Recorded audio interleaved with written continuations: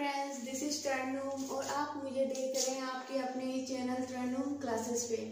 Friends, जैसा कि आप लोग जान रहे हैं कि इस बार का जो सीरीज हो मेरा सामान्य ज्ञान जीके जीएस के ऊपर है। और सामान्य ज्ञान में अगर हिस्ट्री चैप्टर से मुगल काल से कोई क्वेश्चन आते हैं तो मुझे पता है फ्रेंड्स कौन कौन सा इंपॉर्टेंट है, ये मैंने यहाँ पे कलेक्ट किया हुआ है।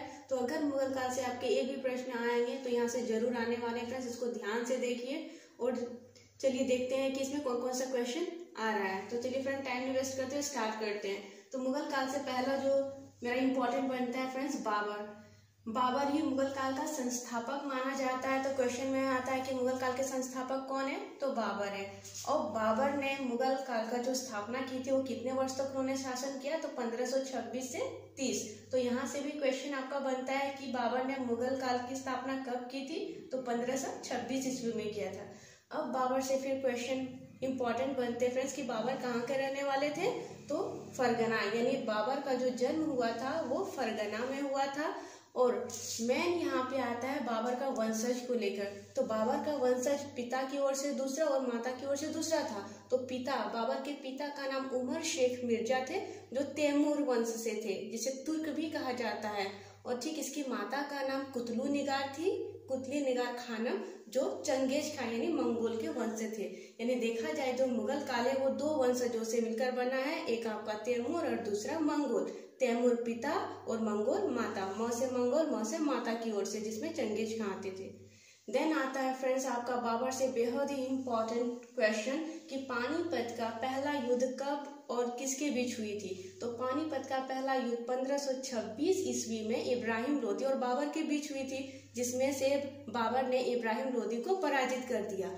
और फ्रेंड्स यहाँ से बेहद ही इम्पोर्टेंट क्वेश्चन कि किस युद्ध में बाबर ने तुगलमा नीति का प्रयोग किया था, तुगलमा युद्ध नीति का प्रयोग किया था। तो बाबर ने तुगलमा युद्ध नीति का प्रयोग पानीपत के पहले युद्ध में किया था।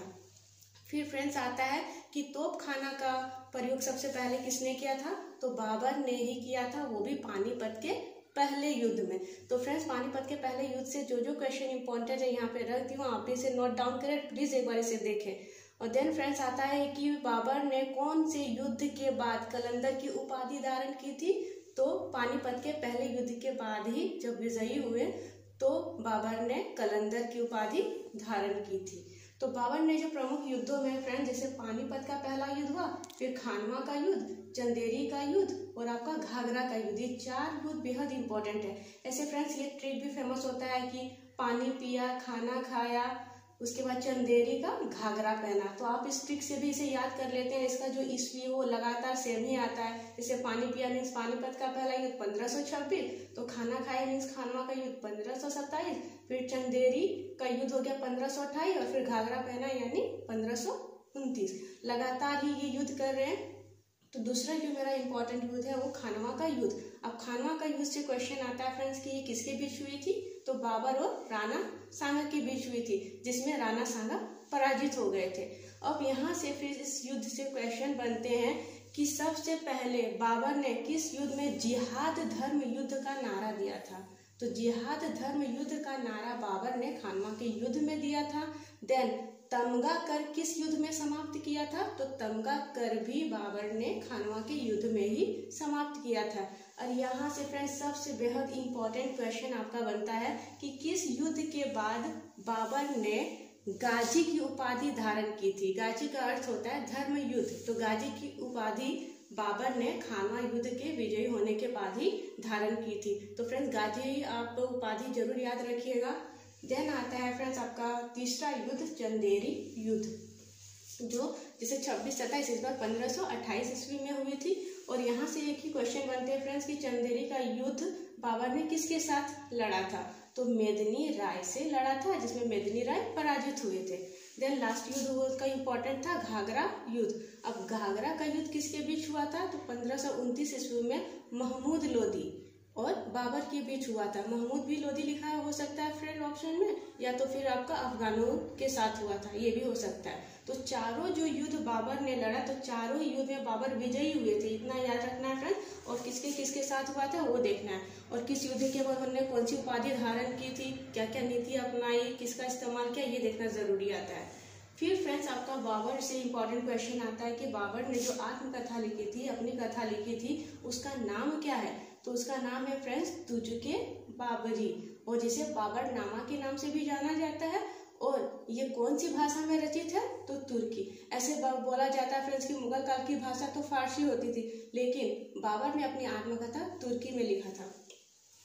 देन आता है फ्रेंड्स कि जो बाबरनामा था या तुर्की बाबरी था, इसका फारसी अनुवाद किसने करवाया था? तो इसका फारसी अनुवाद अब्दुल रहीम खान खाना ने करवाया था। देन फ्रेंड्स आपका आता है बेहद ही इम्पोर्टेंट क्वेश्चन कि भारत की वनस्पतियों, प्राणी जगत, ऋतुओं और फलों का विशद विवरण अपनी डायरी में किस बादशाह ने किया था? तो यहाँ पे देख रहे हैं कि पेड़ पौधों, प्राणी जगत, ऋतु, फल आदि का विवरण जो कोई डायरी में लिख कर आपसे बताता था, वो केवल बाबर ही थे, इन्होंने ही शुरुआत किया था। देन फ्रेंड्स इससे बेहद ही इम्पोर्टेंट क्वेश्चन मोबाइयान, यानी मोबाइयान एक पद्य शैली है, तो इसके जन्मदाता कौन थे? तो बाबर ही थे। तो मोबाइयान से भी क्वेश्चन बनते हैं कि ये पद्य शैली के निर्माता कौन है, जन्मदाता कौन है? तो बाबर है।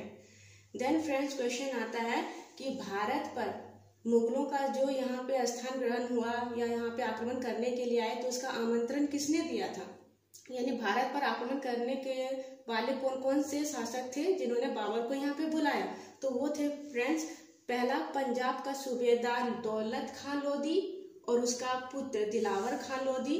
देन इब्राहिम लोधी का चाचा आलम खां लोधी, यानी याद रखिए कि लोधी वंश से ही था, और एक अलग से था मेवाड़ का शासक राणा सांगा।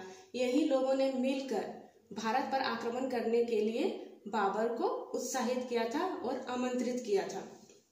देन फ्रेंड्स आपका क्वेश्चन आता है कि बाग बगीचे जिसमें बहता हुआ पानी का निर्माण की शुरुआत किया था। यानी यहाँ से क्वेश्चन आएगा कि बाग बगीचे का जो प्रचलन था, ऐसे भी ऊपर भी हम लोग देखें कि वनस्पति प्राणी जगत का भी डायरी में कौन लिखना स्टार्ट किया था? तो बाबर। और बाग बगीचे से भी जिसे प्यार था, उन्हें बहुत अच्छा लगता था, शौक था, तो वो भी कौन थे? तो बाबर ही थे। फ्रेंड्स बाबर से जितने भी इंपॉर्टेंट क्वेश्चन थे, आप देखिए एग्जाम में अगर बाबर से कोई क्वेश्चन आएगा तो यहाँ से जरूर आएगा। सब में एक एक मार्क्स के क्वेश्चन छिपे हुए हैं, आप जरूर इन्हें नोट डाउन करें और लिखें। देन फ्रेंड बाबर के बाद उनका पुत्र आता है जिसका नाम है हुमायूं। हुमायूं जो शासन किया वो 1530 से 1556 ईस्वी तक किया था। और देन हुमायूं से जो इम्पोर्टेंट क्वेश्चन बनते हैं वो है कि दीन पनाह नगर की स्थापना किसने की थी? तो किस मुगल बादशाह ने दीन पनाह नगर की स्थापना की? तो हुमायूं ने की थी।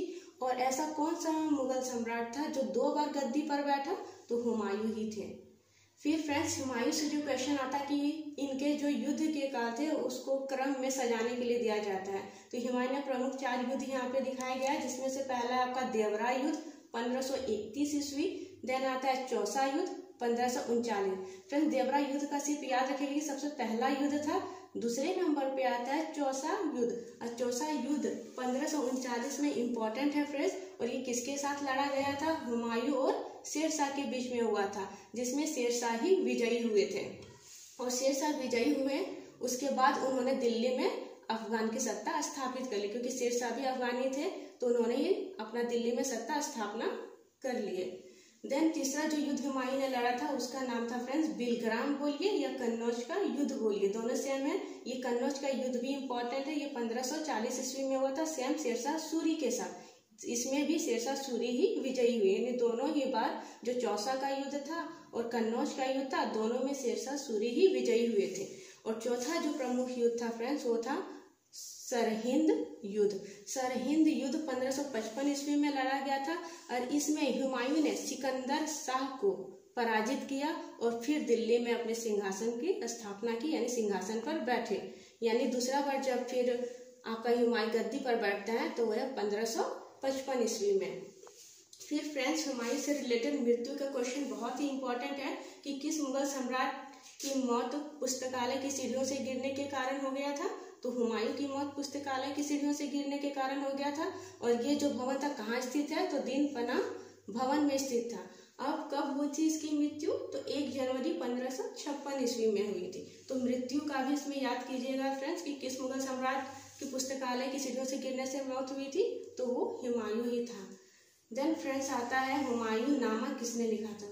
फ्रेंड्स जैसे वहाँ यहाँ पे बाबरनामा अकबरनामा नाम से ही नहीं रहता है, हुमायूं नामा जो था ये गुल बदन बेगम ने इसकी रचना की थी। देन फ्रेंड यहाँ पे ही देखें कि हुमायूं के साथ जैसे शेर शाह सूरी रिलेटेड थे, तो शेर शाह सूरी से भी इम्पोर्टेंट क्वेश्चन बनते हैं और ये मुगल काल के भी बहुत ही महान शासकों के बीच में थे और ये भी बहुत ही महान कार्य कर रहे थे, जिसके कारण इसे भी बहुत अच्छे तरीके से जाना भी जाता है और एग्जामिनेशन में इससे बहुत सारे क्वेश्चन आते भी हैं। तो चलिए फ्रेंड्स देखते हैं इससे कौन सा क्वेश्चन आ रहा है। तो सबसे पहला तो क्वेश्चन है कि शेर शाह सूरी का वास्तविक नाम क्या था, तो फरीद खां था। देन आता है फ्रेंड्स ये कब से कब तक शासन किए थे, तो 1540 से 1545, यानी 5-6 साल इन्होंने शासन किया था। फिर ग्रैंड ट्रंक रोड की स्थापना किसने की थी, तो ग्रैंड ट्रंक रोड की स्थापना शेर शाह सूरी ने की थी। फिर भारत में जो डाक प्रथा का प्रचलन था, ये इसकी शुरुआत किसने की थी, किस शासक ने की थी, तो शेर शाह सूरी ने की थी। फिर क्वेश्चन आता है फ्रेंड्स कि जो मोहम्मद जायसी है वो किसके समकालीन थे, तो वो भी शेर शाह सूरी के ही समकालीन थे। देन आता है फ्रेंड्स कि शेर शाह सूरी को किस कारणों से ज्यादा याद किया जाता है, यानी इसके महानता का जो द्योतक है वो क्या है, तो इसके महानता का द्योतक वो था प्रशासनिक सुधार, यानी शेर शाह सूरी जो प्रशासनिक सुधार किए थे इसी के कारण महानता का द्योतक भी माना जाता है। देन फ्रेंड्स आता है मुगल काल का सबसे बेहद ही इम्पोर्टेंट बादशाह अकबर। बादशाह अकबर हुमायूं का बेटा है, उनका पुत्र है, उसके बनने के बाद गद्दी पर बैठे थे और ये जो शासन किए 1542 से 1605 ईस्वी तक किए। देन जो अकबर से इम्पोर्टेंट क्वेश्चन बनते हैं फ्रेंड्स, तो पहला जो इम्पोर्टेंट क्वेश्चन है कि अकबर का संरक्षक कौन था, जब ये बाल्यावस्था में तो इनका संरक्षण कौन था, तो बैरम खां थे। यहाँ से क्वेश्चन बना। देन फ्रेंड्स आता है कि पानीपत का दूसरा युद्ध किसके किसके बीच हुई थी और कब हुई, तो पहला युद्ध तो हम लोग देख लिए 1526 में इब्राहिम लोदी के बीच हुई थी और बाबर के बीच, और पानीपत का दूसरा युद्ध आपका हो रहा है अकबर और हेमू के बीच, जिसमें अकबर विजयी होते हैं और हेमू पराजित होती है। फिर अकबर द्वारा लड़े गए युद्धों में पानीपत का दूसरा युद्ध और इम्पोर्टेंट एक बनता है हल्दी घाटी युद्ध। हल्दी घाटी का युद्ध 1576 ईस्वी में हुआ था अकबर और महाराणा प्रताप के बीच। महाराणा प्रताप मेवाड़ के राजा थे और ये दोनों के बीच हुआ था, जिसमें अकबर ने महाराणा प्रताप को पराजित कर दिया था। फिर फ्रेंड्स यहाँ से अकबर से क्वेश्चन इंपॉर्टेंट बनते हैं कि अकबर ने किस धर्म की स्थापना की थी, तो दीन ए इलाही किससे जुड़ा हुआ है, ऐसा भी क्वेश्चन आता है, तो अकबर से ही जुड़ा हुआ था। फिर दीन ए इलाही का वो कौन सा हिंदू शासक था, उसको पहला या आप अंतिम भी मान सकते हैं जिसने इस धर्म को अपनाया, तो उसका नाम था, उस राजा का नाम था बीरबल, यानी वो शासक बीरबल थे जिन्होंने दीन ए इलाही धर्म को माना था। ये हिंदू थे, पहला और अंतिम। देन फ्रेंड्स आता है अकबर से क्वेश्चन कि अकबर को कहाँ दफन किया गया था, तो अकबर का जो मकबरा जहाँ दफन किया गया था वो सिकंदराबाद है, तो सिकंदराबाद से भी क्वेश्चन बनते हैं। फिर क्वेश्चन आता है फ्रेंड्स कि भारत में मनसबदारी प्रथा का प्रचलन किसने शुरुआत किया था, तो मनसबदारी प्रथा को भी अकबर ने ही लाया था। फिर फ्रेंड्स यहाँ से क्वेश्चन बनते हैं कि बुलंद दरवाजा का निर्माण किसने किया, तो बुलंद दरवाजा का निर्माण अकबर ने किया था। और फिर यहाँ से घुमा फिरा के क्वेश्चन आता है कि बुलंद दरवाजा का निर्माण अकबर ने क्यों किया था, तो बुलंद दरवाजा का निर्माण अकबर ने गुजरात विजयी होने के उपलक्ष्य में किया था, यानी गुजरात विजय जब हुई तो खुश होकर उन्होंने बुलंद दरवाजा का निर्माण किया था। देन फ्रेंड्स आता है कि अकबरनामा या आईने अकबरी, इसकी रचना किसने की थी, तो अबुल फजल।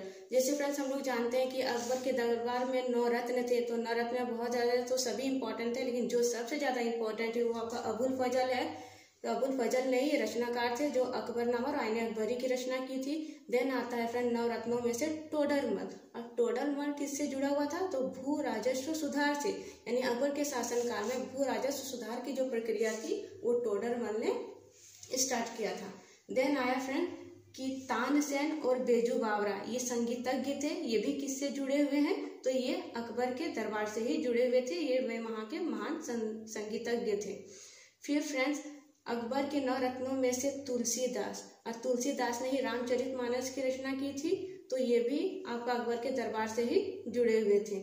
और फिर क्वेश्चन एक बहुत ही इंपॉर्टेंट आता है कि कौन से बादशाह ने सती प्रथा की घोर भर्त्सना की थी, तो वो केवल अकबर ही था जिसने सती प्रथा का विरोध किया था, उसकी भर्त्सना की थी।